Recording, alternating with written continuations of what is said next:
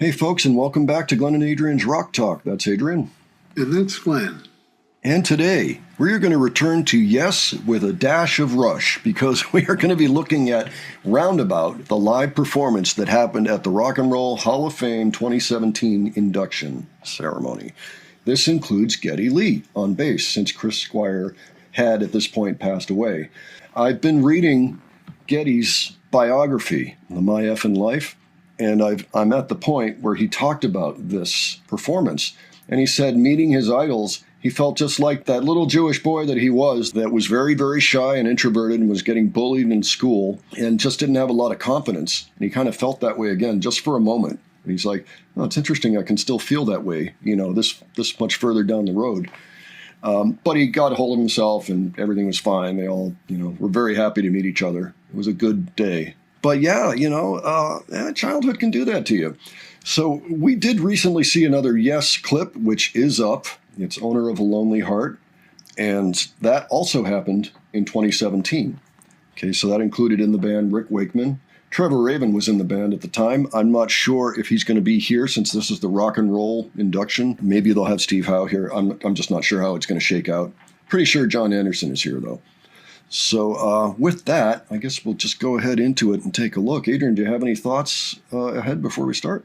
It's been a long time since I heard this song, Roundabout, and I'm pretty psyched to listen to it. Listen to a live version of it. All right, let's go ahead and check it out.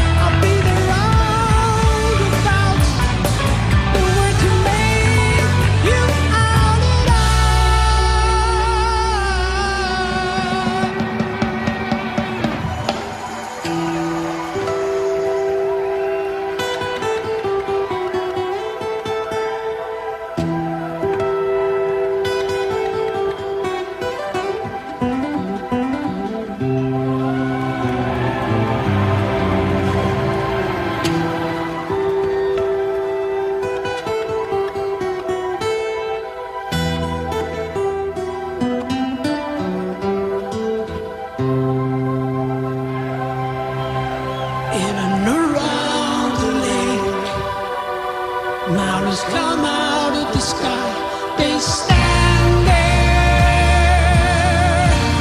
24 before my love, and I'll be there. Got to be now.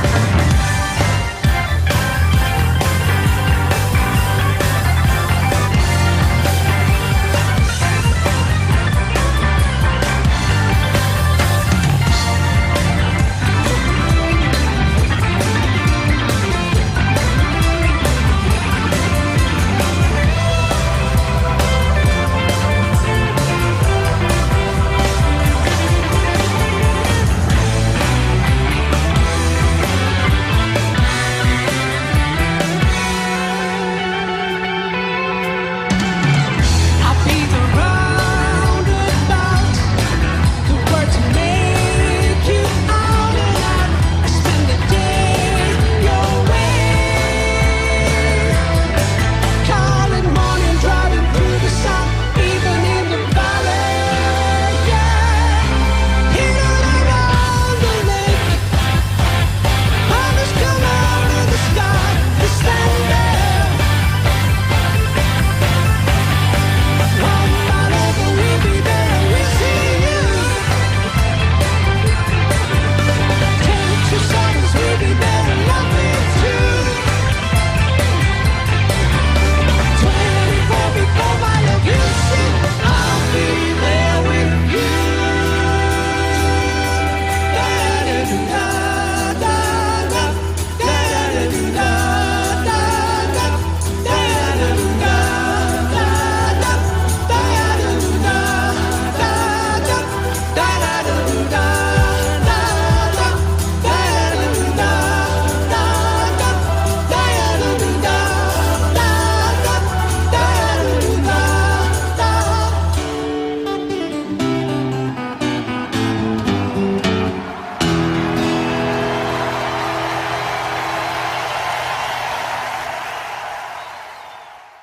Nice. All right. Rick Wakeman is instantly recognizable. Oh, yeah. What'd you think of the performance? Oh, it was awesome. It was great to hear the song again. It's been too long. And to hear the song live, too. Yeah, that was nice. It's also good. Geddy, I'm sure he's playing just what he's supposed to be playing, but he still makes the bass part his own. Yeah. You can tell it's him playing it. Yeah, absolutely. Yeah, it sounds like him. I mean, it sounds like Squire related, as in inspired by Chris Squire, which I'm sure it was. I mean, he's playing his part, but yeah, it did sound like Geddy to me too. And it's worth noting too, at this point, it's been 2 years since Rush had done their last tour, and it was unknown at this time whether or not they were going to continue as a band. So kind of an interesting time in that regard, you know. So it was nice to see him, just see him on stage with anybody. Yeah, and also on the guitars, is that Steve Howe and Trevor Rabin? That's what it looked like to me, yeah. Yeah. A long time ago, I went to see Yes at Harbor Lights. I don't know whether that place is still around or not. Yeah.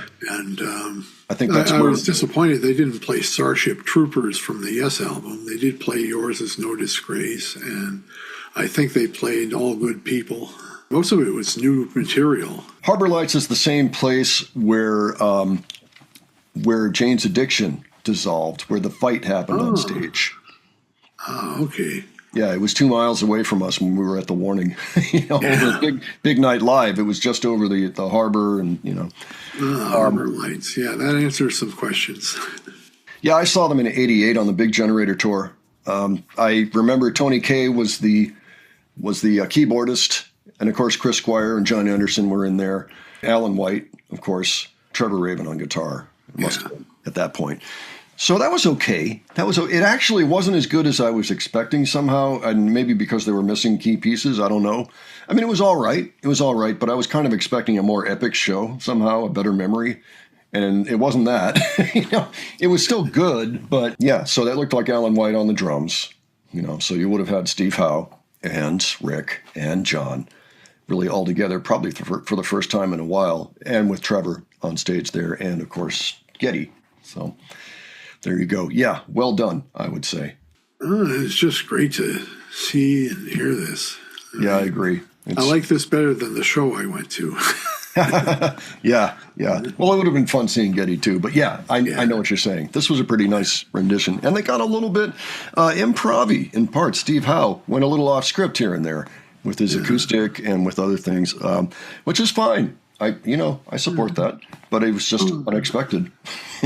Yeah. Oh, he also had one of those guitar stand things where the guitar is being held up. Yeah, you just walk up to the guitar and just sort of reach around it because your other guitar is in front of you. And so there you go, like that, right? So you can't. Your back aches, and